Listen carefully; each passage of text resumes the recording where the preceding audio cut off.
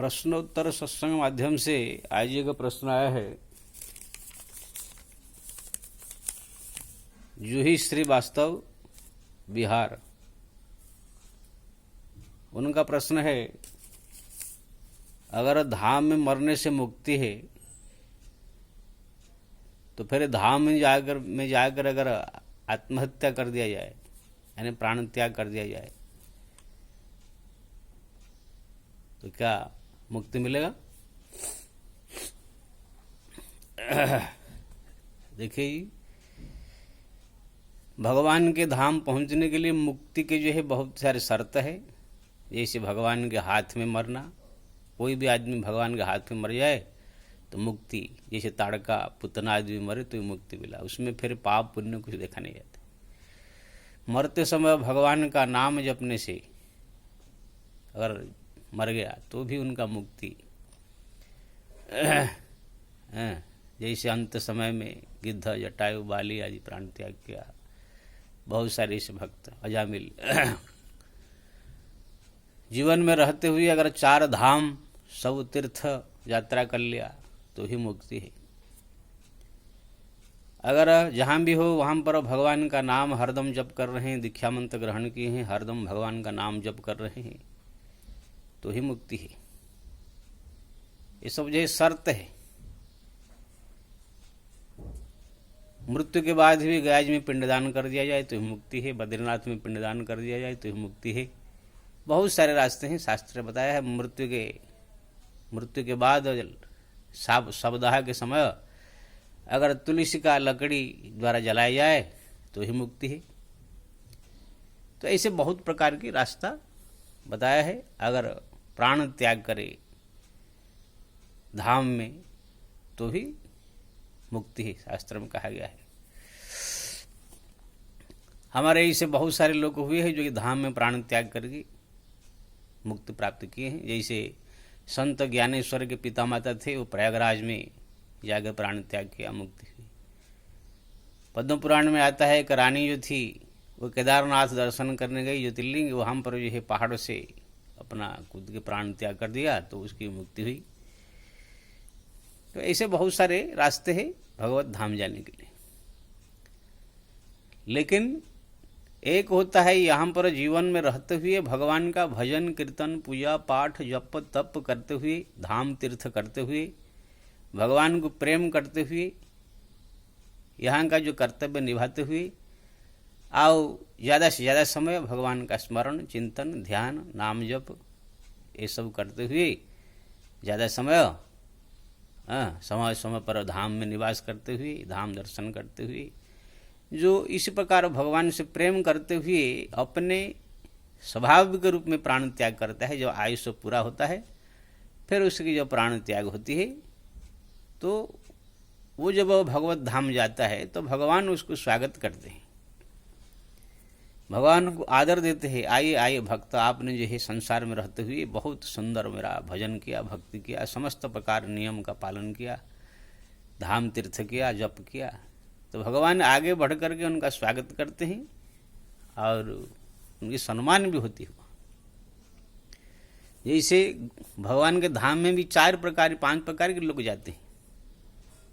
उसमें मुक्ति 4 प्रकार की है। सायुज्य मुक्ति, सालोक्य मुक्ति, सामीप्य मुक्ति, सारूप्य मुक्ति। और जिसका जैसे भक्ति है उसी के अनुसार होती जाती है।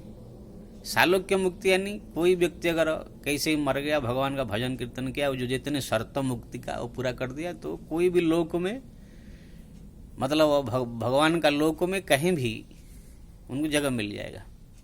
कोई जरूर नहीं कि भगवान जहाँ रहते हैं उनका जो मुख्य रहने की जगह वहाँ पर समीप में, ऐसी कोई गारंटी नहीं है। जैसे दिल्ली में प्रधानमंत्री रहते हैं तो दिल्ली में कहीं भी रह सकता है, लेकिन प्रधानमंत्री के नज़दीक रहना अलग चीज़ है।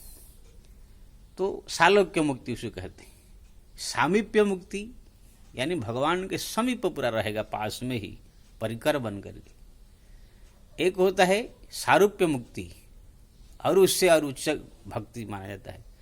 सालोक्य मुक्ति साधारण है, उससे बड़ा है सामीप्य, भगवान के समीप में रहना है।